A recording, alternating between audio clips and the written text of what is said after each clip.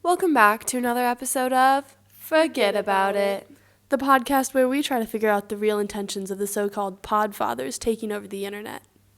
Today we are going to be discussing two exciting figures, David Cecchetelli and Dominick Cicale.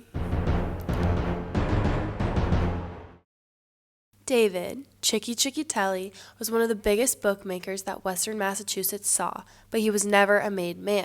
Born in Springfield, Massachusetts, Chicky was the youngest of 12 children. Being significantly younger, Chicky grew up alone with just his parents and grandparents, making friends in the neighborhood and at school. Chicky describes having a very good childhood with sports, friends, and his funny demeanor. Being the class clown, Chicky was never mean, and he refers to himself as an anti-bully. In 1985, he joined the U.S. Navy and did very well in boot camp, becoming top 3 in his class. He then got the first pick and was stationed in Honolulu, Hawaii. Chicky's future looked set until a neurotoxic chemical spill occurred on the ship that nearly cost him his life. Being unable to walk or open his eyes, Chicky was sent to the best naval hospital in the United States and for over a year. Before 20 years old, he was medically retired and returned home to his neighborhood filled with organized crime figures that he'd grown up admiring.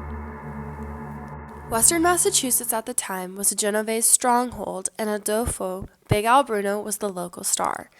Chicky and Big Al went years back. Being unable to work due to a disability, Big Al made Chicky an offer when money got tight.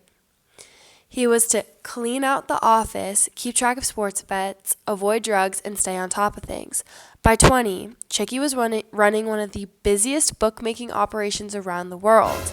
He handled 80 to 100 guys and was also presented with a $1 million opportunity to run a restaurant, bar, beach venue situation with 2 of his best friends. But the FBI was watching, and the streets were getting hotter every single day.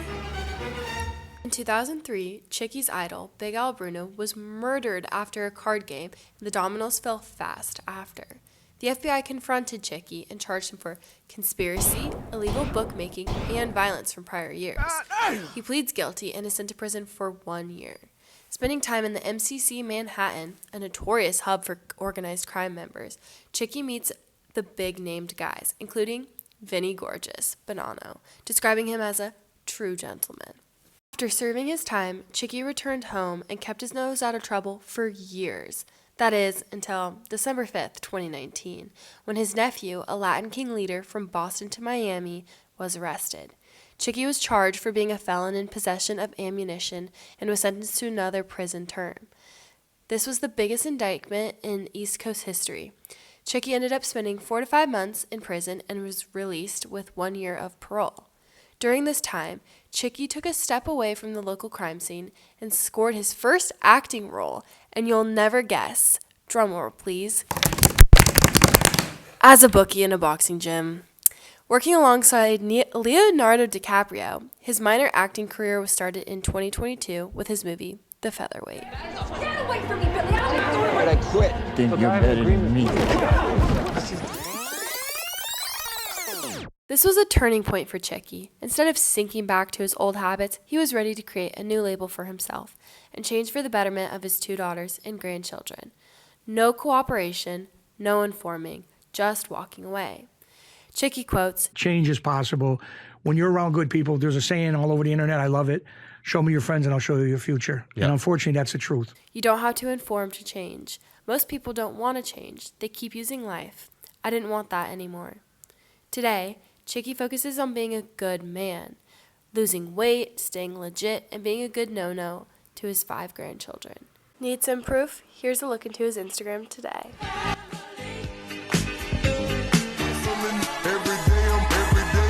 My ass, boy, you ain't shit but a bitch with a badge.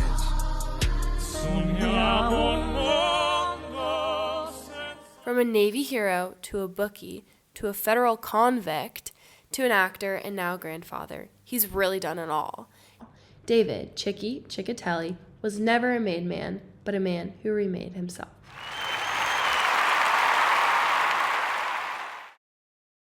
Raised in the Bronx in New York, Dominick, or Dom or Bo to his friends, Cicale has never been a stranger to crime. New York City is home to the 5 biggest crime families within the American Cosa Nostra organization: the Lucchese, Bonanno, Genovese, Gambino, and Colombo. Dom has experience with not one, but 2 of these historic families. Both Dom's father and uncle were involved with the Genovese family. While they never became made men themselves, they opened the door for Dom to start his life of crime young. While Dom's father spent most of Dom's childhood in prison for drug charges, Dom was personally groomed by high-ranking members within the family.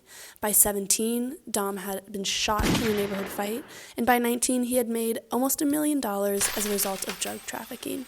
But then, the first of many betrayals occurred. Dom was snitched on and convicted for a murder. Although it was a murder he did take part in. He was convicted and faced 25 years to life and even the death penalty until it came to light that the guy who informed on him might have actually tried to protect him. The rat lied and claimed that Dom only assisted afterwards. This earned him a plea deal and significantly reduced his sentence for accessory to murder. After getting out of prison in 1990, Dom was now 23 years old and ready to enjoy his youth. Or not. After just 4 months, he was arrested again, this time by the DEA. The DEA claimed they wouldn't charge Dom as long as he cooperated, but he refused, unwilling to show any disloyalty. Cicale was found guilty for drug charges and had to serve 10 years in prison. By 1999, when he was released, he was now 32 years old. After leaving prison, Dom fell right back into life in the Bronx and a life of crime. This time, however, he was rolling with Vinny Gorgeous Basciano and the Bonanno crime family. Vinny became the acting boss of the family after Joe Mancino was arrested. Dom and Vinny quickly became inseparable. Just 2 months after getting out of prison, Dom was asked by Vinny to help kill a man named Frank Santoro, an operation that was successful. Mind you, Dom is still only an associate at this point. In 2001, Vinny finally proposed Dom become a made man, and by 2004, it was done. Dominick Cicale was straightened out and officially made a man of the Bonanno family. 1 month after being made, Dom was promoted to an acting captain under Vinny and later took over Vinny's crew when Vinny was made acting boss. As a captain, Dom had over 27 guys working underneath him, both shooters and earners. Unfortunately, Dom's best pal, Vinny, was eventually arrested, and things should have run smoothly, but that's not how it worked out. While in prison, Vinny talked to the old boss, Joe Mancino, and discussed a hit that Dom helped carry out, going so far as to mention Dom by name. Shockingly, Joe was wearing a wire. He was the first boss ever to do so, and this was a blow that Dom could not come back from. Dom was arrested for murder, and while he was away, Michael Mancuso, who was now the acting boss in the Bonanno family, dismantled Dom's whole entire crew and assets and barely supported Dom's own children. Between this and Vinny's betrayal, too, Dom decided that it was finally time to cooperate. I'm done. Loyalty is a two-way street. I should have never been locked up. The only reason why I'm locked up is because of Vinny's big mouth, talking about me killing people. Yet this man killed 12 people himself. So I decided, it was January of 2006, told my lawyer, get in touch with the prosecutor, I'm going in. To this day, Dom says that he still cares for Vinny and that informing was the hardest decision he ever made. He cooperated and testified against Vinny, Michael Mancuso, and several other people that he even killed with. Due to this cooperation, he received only 10 years in prison and 1,000 hours of community service. Dom felt that loyalty worked both ways. Vinny had spoken about things that he shouldn't have. Michael Mancuso had stripped assets from him, and so Dom did what he had to do to survive.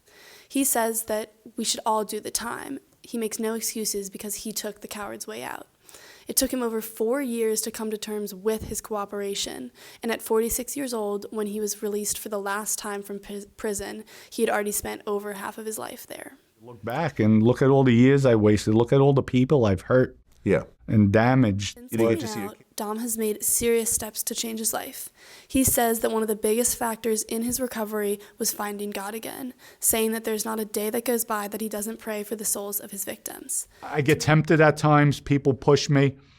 I just back up and I thank God for the second chance I received.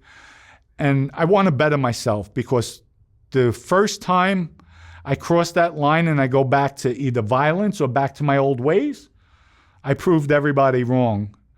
To make a living the legal way, Dom has gotten involved in various different fields. He's invested in several different business ventures, initially construction and development projects across the country, including in Florida, where he lives now. He also started the Cicale Incorporation, and this year launched Official Crypto Nostro, a Bitcoin blockchain that's built on trust. He also has invested in a lot of philanthropic work. He has spent the last decade traveling the world to mentor at-risk youth and engage in philanthropic projects. He's funded several water projects across Africa and even met with leaders in countries such as Sierra Leone, Guatemala, and Pakistan. Lastly, he's dipped his toe in the entertainment industry as well. He wrote a book called The Perfect Crime Family and started a podcast called Mafia Roundtable, where he speaks about his experience in the mafia and keeps it 100, as he says. He's even released some music, which he shamelessly plugs on said podcast. Captain and mafia protege turned cooperator, Dominick Cicale has made his way in the real world after decades in prison by becoming both an entrepreneur and humanitarian. The real question now is, can a made man ever truly be unmade? After learning about these mafia men, David Chicky Cecchetelli and Dominick Cicale, do you think they've changed? are these guys redeemed? Forget about it.